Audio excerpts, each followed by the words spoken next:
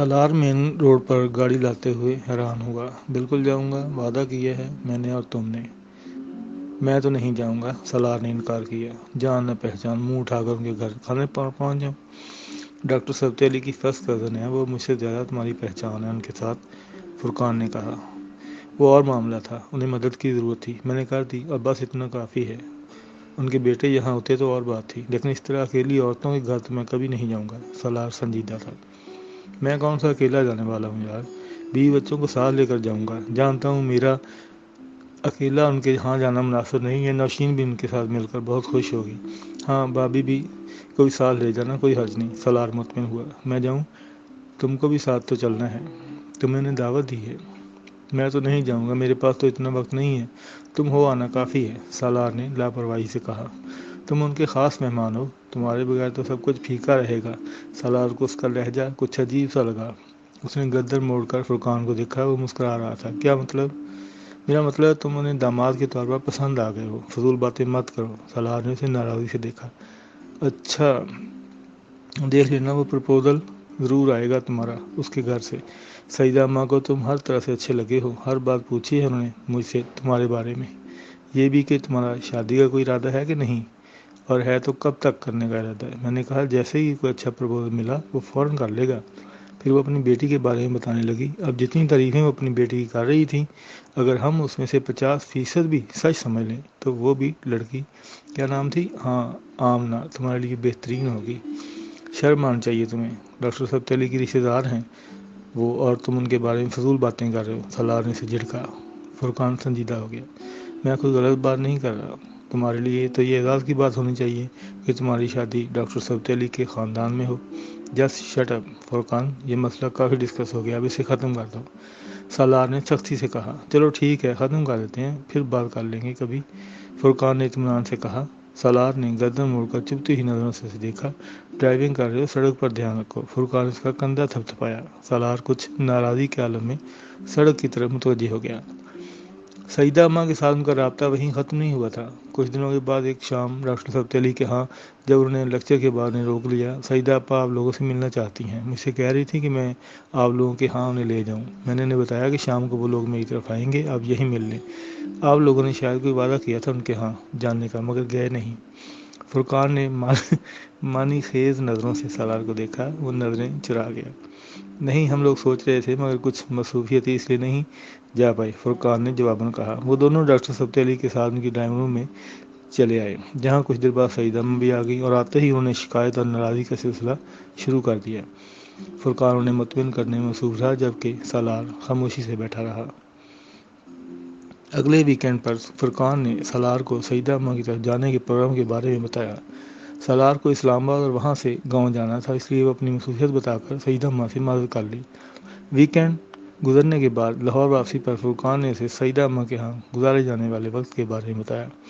وہ اپنی فیملی کے ساتھ وہاں گیا تھا۔ سالار، میں سعیدہ اماں کی بیٹی سے ہی ملا تھا، فرقان نے بات کرتے ہوئے اچانک کہا۔ بہت اچھی لڑکی ہے، سعیدہ اماں کے برعکس خاصی خاموش طبع لڑکی ہے، بالکل تمہاری طرح، تم دونوں کی اچھی گزرے گی، نوشین کو بھی اچھی لگی ہے۔ فرقان، تم صرف دعوت تک ہی رہو تو بہتر ہے، سالار نے اسے ٹوکا۔ میں بہت سیریس ہوں سالار، فرقان نے کہا۔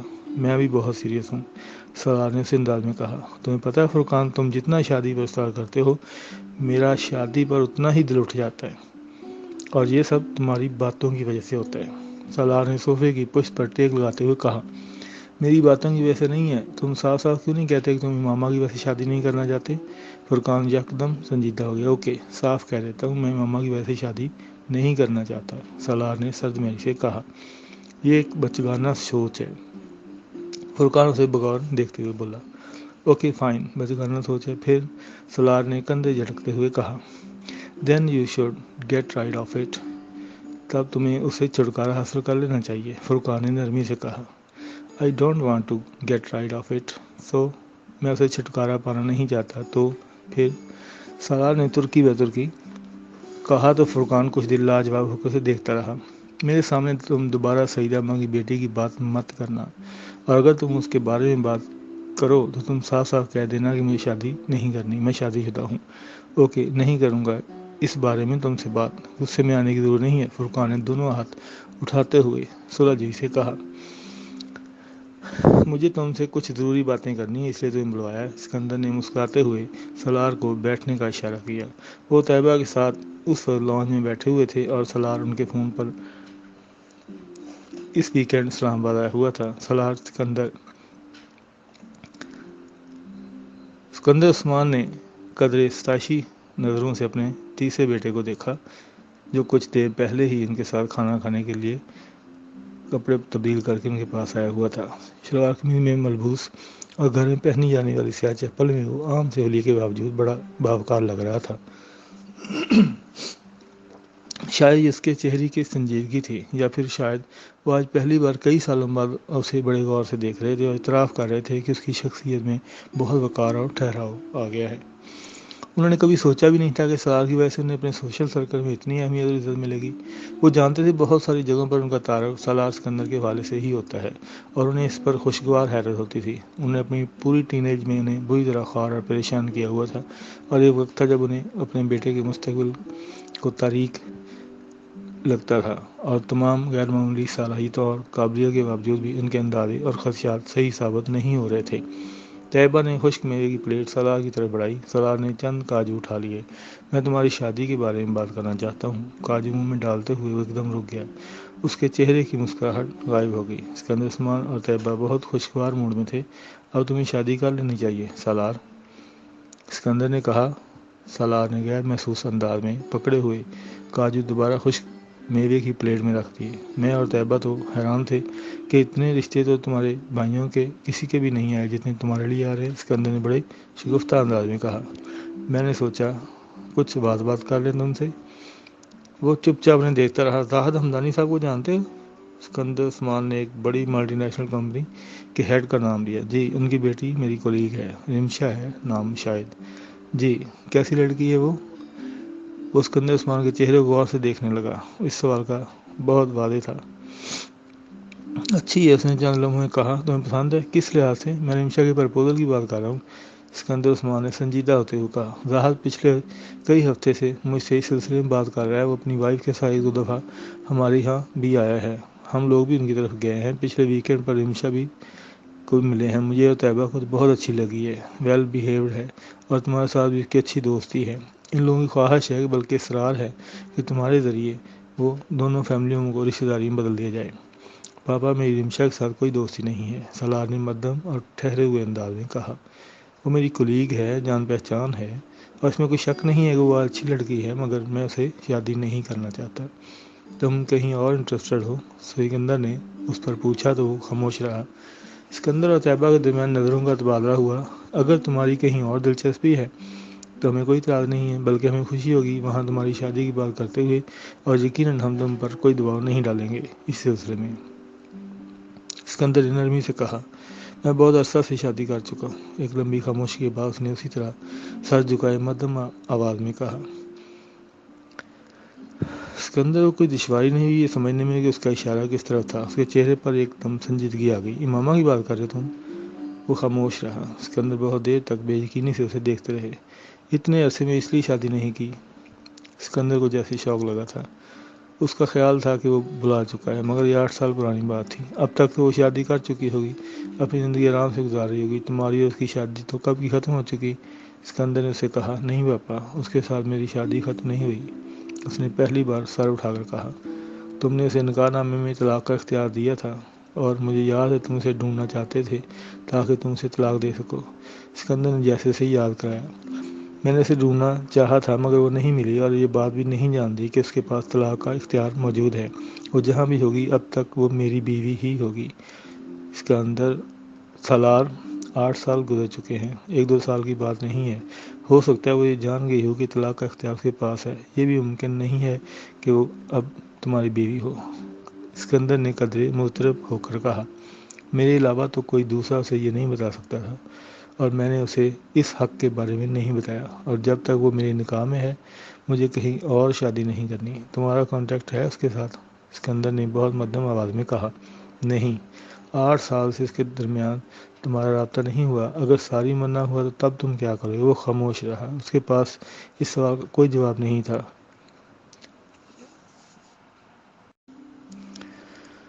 سکندر عثمان کچھ دیر اس کے جواب کا انتظار کرتے رہے۔ تم نے مجھ سے کبھی یہ نہیں کہا کہ تم اس لڑکی کے ساتھ ایموشنل وارڈ ہو۔ تم نے تو مجھے یہی بتایا تھا کہ تم صرف وقتی طور پر اس کی مدد کر رہے تھے اور یہ کسی اور لڑکے سے شادی کرنا چاہتی تھی وغیرہ وغیرہ۔ سالار اس بار بھی خاموش رہا۔ سکندر عثمان چپ چاپ سے دیکھتے رہے۔ وہ اپنے اسی تیسرے بیٹے کو کبھی نہیں جان سکے تھے کہ اس کے دل میں کیا ہے، اور وہ اس تک کبھی نہیں پہنچ سکتے تھے جس لڑکی کے لیے وہ 8 سال ضائع کر چکا تھا اور باقی کی زندگی بھی ضائع کرنے کے لیے تیار تھا۔ اس کے ساتھ اس کے جذباتی تعلق کی شدت کیسی ہوگی یہ اب شاید اسے لفظوں میں بیان کرنے کی ضرورت نہیں تھی۔ کمرے میں خاموشی کا ایک لمبا وقفہ آیا، پھر سکندر عثمان اٹھ کر اپنے ڈریسنگ روم میں چلے گئے۔ ان کی واپسی چند منٹ کے بعد ہوئی۔ صوفے پر بیٹھنے کے بعد انہیں سالار سکندر کی طرف ایک لفافہ بڑھا دیا۔ اس نے سوالیہ نظروں سے اسے دیکھتے ہوئے وہ لفافہ پکڑ لیا۔ امامہ نے مجھ سے رابطہ کیا تھا۔ وہ سانس نہیں لے سکا۔ سکندر عثمان ایک بار پھر صوفے پر بیٹھ چکے تھے۔ یہ 5-6 سال کی بات ہے، وہ مجھ سے بات کرنا چاہتی تھی۔ فون ناصر نے اٹھایا تھا۔ اس نے امامہ کی آواز پہچان لی تھی۔ تب تم پاکستان میں تھے۔ ناصر نے تمہارے بجائے مجھ سے اس کی بات کروا دی، تو اس نے مجھ سے کہا کہ میں تم سے بات کرواؤں۔ میں نے اس سے کہا کہ تم مر چکے ہو۔ میں نہیں چاہتا تھا کہ تم سے رابطہ کرے اور جس مصیبت سے ہم چھٹکارا پا چکے تھے اس میں دوبارہ پڑے۔ مجھے یقین تھا کہ میری یہ بات پر وہ یقین کر لے گی، کیونکہ تم کئی بار خودکشی کی کوشش کر چکے تھے۔ وہ وسیم کی بہن تھی، تمہارے بارے میں یہ سب کچھ جانتی ہوگی۔ کم از کم ایک ایسی کوشش تو وہ خود بھی گواہ تھی۔ میں اسے نکاح نامے میں موجود طلاق کے اختیار کے بارے میں نہیں بتا سکا، اور نہ ہی طلاق نامے کے بارے میں جو میں نے تمہاری طرف سے تیار کروایا تھا۔ تمہیں جب میں نے امریکہ بھجوایا تھا تو تم سے ایک سادہ کاغذ پر سائن لیے تھے۔ میں چاہتا تھا کہ مجھے ضرورت پڑے تو میں خود ہی طلاق نامہ تیار کروا لوں۔ یہ قانونی جائز تھا یا نہیں اس کا پتہ نہیں، مگر میں نے اسے تیار کروا لیا تھا تاکہ میں امامہ کو اس کے بارے میں بتانا چاہتا تھا اور اسے تمام پیپر بھی دینا چاہتا تھا، مگر اس نے فون بند کر دیا۔ میں نے نمبر ٹریس آؤٹ کروایا تو وہ کسی پی سی او کا تھا۔ اس کے کچھ دنوں بعد مجھے 20,000 کے کچھ ٹریول چیک اور مجھے اس نے ڈاک کے ذریعے بھجوا دی۔ اس کے ساتھ یہ خط بھی تھا۔ شاید تم نے اسے کچھ رقم دی ہوگی اور وہ واپس کی تھی۔ میں نے تمہیں اس لیے نہیں بتایا کیونکہ میں نہیں چاہتا تھا کہ تم دوبارہ اس معاملے میں انوالو ہو۔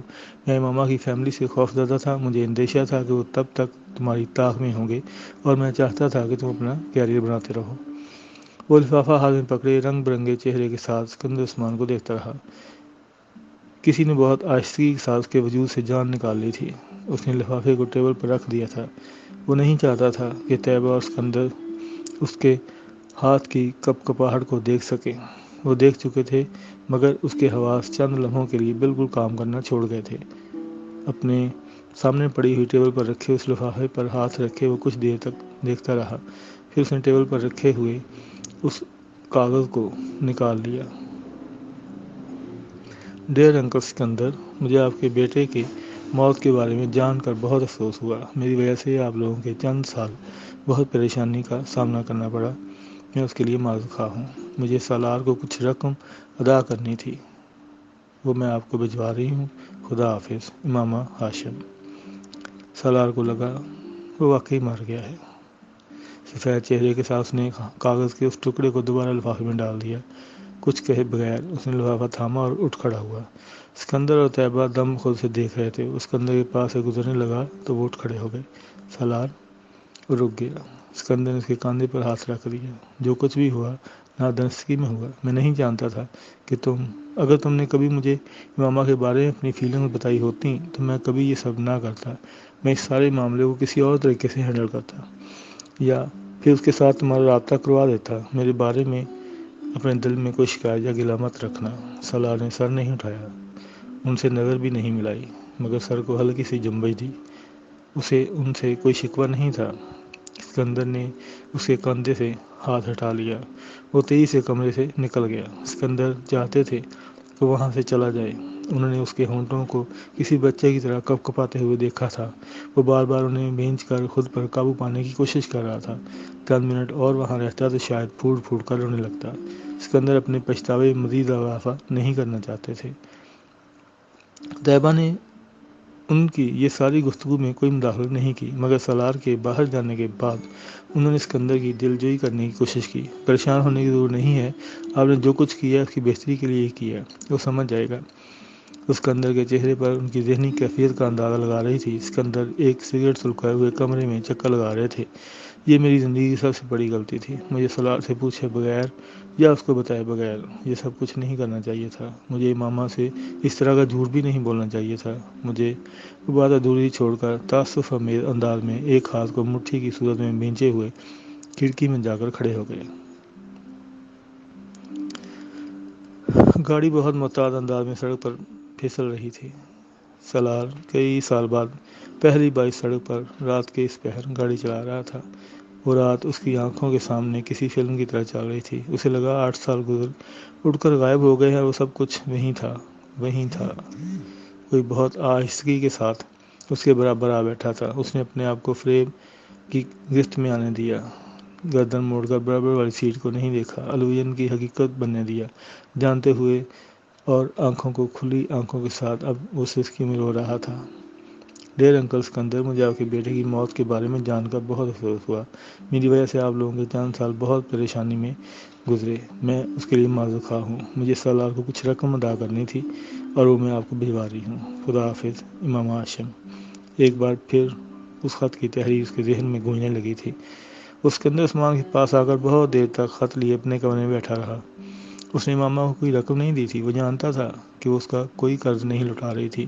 موبائل فون کی قیمت، اس کے بل اور خالی ذہنی کے عالم میں اپنے بیڈ پر بیٹھے نیم تاریک کمرے کی کھڑکیوں سے باہر اس کے گھر کی عمارت کو دیکھتا رہا۔ ساری دنیا یکدم جیسے ایک زندہ شے سے خالی ہو گئی تھی۔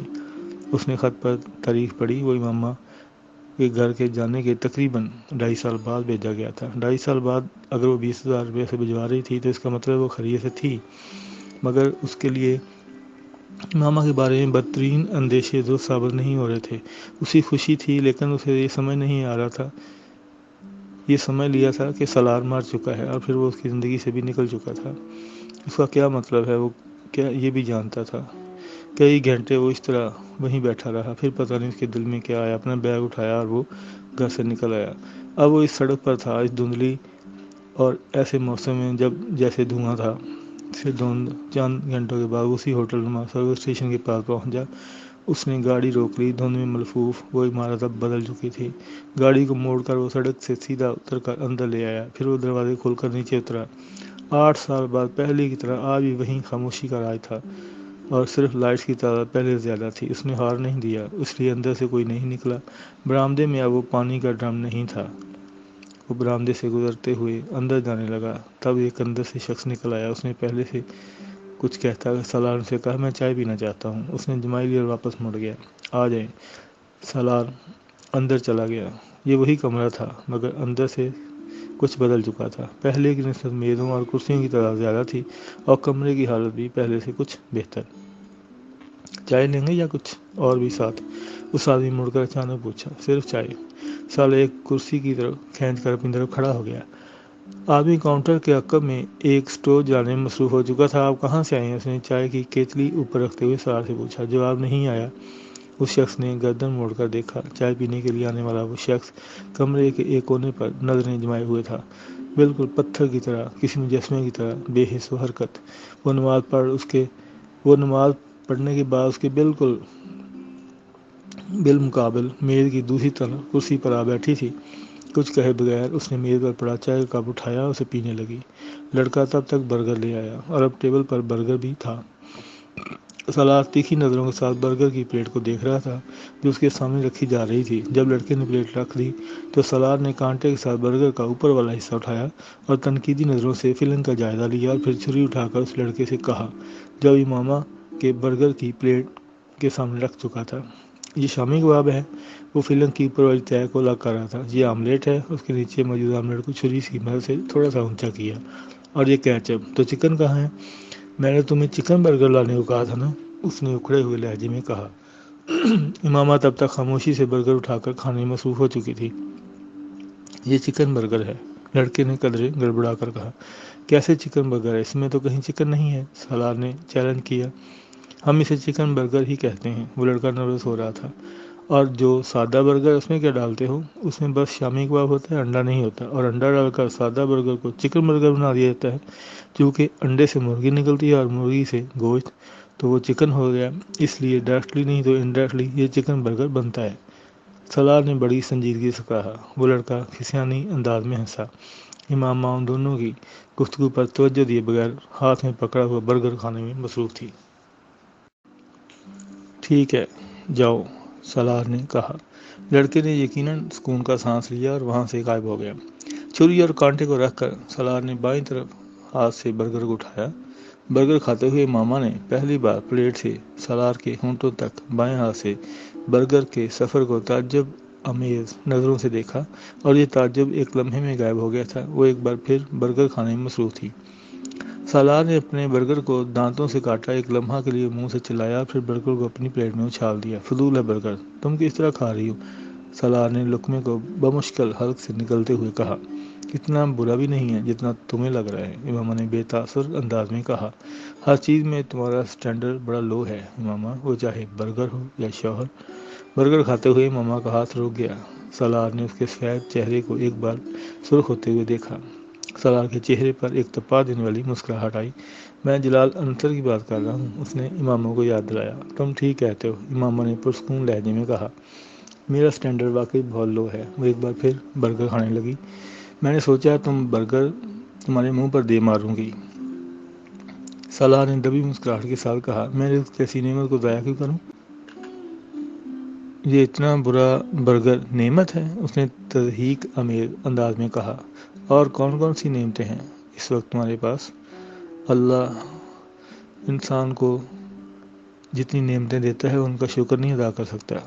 یہ میری زبان پر ذائقہ چکھنے کی جو حص ہے نا، یہ کتنی بڑی نعمت ہے کہ میں اگر کوئی چیز کھاتی ہوں تو اس میں سے ذائقہ محسوس کر سکتی ہوں۔ بہت سے لوگ اس نعمت سے بھی محروم ہو جاتے ہیں، اور ان لوگوں میں ٹاپ آف دی لسٹ سالار سکندر کا نام ہوگا، ہے نا؟ اس نے ماما کی بات مکمل ہوتے ہی پہلی تیز آواز میں اس کی بات کاٹی۔ سالار سکندر کم از کم اس طرح کی چیزیں کھا کر انجوائے نہیں کر سکتا۔ اس شخص نے چائے کا کپ اس کے سامنے رکھ دیا۔ سالار یکدم چونک گیا۔ سامنے والی کرسی اب خالی تھی۔ ساتھ میں کچھ اور چاہیے؟ آدمی نے کھڑے کھڑے پوچھا۔ نہیں، بس کافی ہے، سالار نے چائے کا کپ اپنی طرف کھینچتے ہوئے کہا۔ آپ اسلام آباد سے آئے ہیں؟ اس نے پوچھا۔ ہاں، لاہور جا رہے ہیں؟ ایک اور سوال؟ اس بار سالار نے سر کے اشارے سے جواب دیا۔ وہ اب چائے کا گھونٹ لے رہا تھا۔ اس آدمی کو شبہ ہوا، اس نے چائے پینے والے شخص کو آنکھوں میں ہلکی سی نمی دیکھی تھی۔ وہ کچھ دیر یہاں اکیلا بیٹھنا چاہتا ہوں، اس نے چائے کا کپ میز پر رکھتے ہوئے سر اٹھا کر بغیر کہا۔ وہ شخص کچھ تعجب سے اسے دیکھتا رہا، واپس کچن میں چلا گیا۔ ثانوی نوعیت کے کاموں میں مصروف گاہے بگاہے وہ دور سے سالار پر نظریں دوڑاتا رہا۔ پورے 15 منٹ کے بعد اس نے سالار کو ٹیبل چھوڑتے ہوئے کمرے سے نکلتے دیکھا۔ وہ آدمی بڑی تیزی سے کچن سے کمرے کی طرف آیا، مگر اس سے پہلے کہ وہ سالار کے پیچھے باہر جاتا، میز پر خالی کپ کے نیچے پڑے ایک نوٹ نے اسے روک لیا۔ وہ بنچا سا گیا، اس نوٹ کو دیکھتا رہا، پھر اس نے آگے بڑھ کر اس نوٹ کو پکڑا اور تیزی سے کمرے سے باہر آ گیا۔ سالار کی گاڑی اس وقت ریسرچ گیٹ پہ جاتے ہوئی مین پر جا رہی تھی۔ اس آدمی نے حیرانگی سے دور جاتے ہوئے گاڑی کو دیکھا، پھر ہاتھ میں پکڑے ہوئے اس 1000 کے نوٹ کو برآمدگی میں لگی ٹیوب لائٹ کی روشنی میں دیکھا۔ نوٹ اصلی ہے، مگر آدمی بیوقوف۔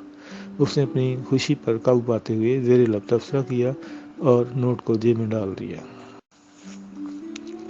سکندر عثمان صبح ناشتے کی میز پر آئے تو ان کے ذہن میں سب سے پہلے سالار کا ہی خیال آیا تھا۔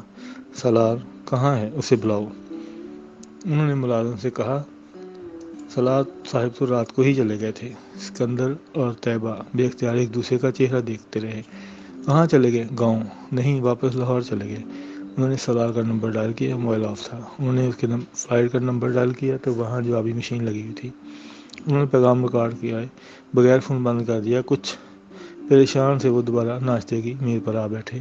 فون پر کانٹیکٹ نہیں ہوا؟ طیبہ نے پوچھا۔ نہیں، موبائل آف ہے، اس کے فلیٹ پر آنسر لگا ہوا ہے، پتہ نہیں کیوں چلا گیا۔ آپ پریشان نہ ہو، ناشتہ کریں، طیبہ نے تسلی دی۔ تم کرو، میرا موڈ نہیں ہے۔ اٹھ کر باہر نکل گئے۔ طیبہ بے اختیار سانس لے کر رہ گئی۔ سالار نے اپنے فلیٹ کا دروازہ کھولا تو باہر فرقان کھڑا تھا۔ وہ پلٹ کر اندر آ گیا۔ تم کب آئے؟ فرقان نے قدر حیرانگی سے اس کے پیچھے اندر آتے ہوئے کہا۔ آج صبح، سالار نے صوفے کی طرف جاتے ہوئے کہا۔ کیوں؟ تمہیں تو گاؤں جانا تھا، فرقان نے اس کے پشت پر دیکھتے ہوئے کہا۔